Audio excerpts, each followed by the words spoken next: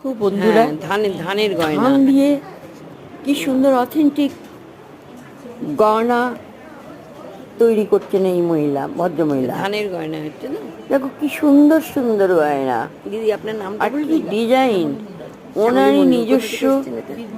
বীরভূম জেলা।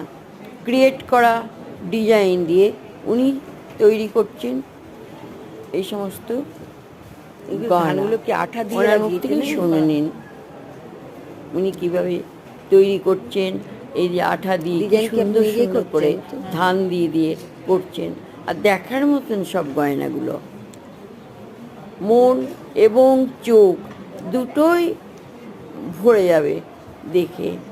কি সুন্দর গয়না, দেখো বন্ধুরা, ডিজাইনগুলো কি সুন্দর, অপূর্ব অপূর্ব অপূর্ব সুন্দর।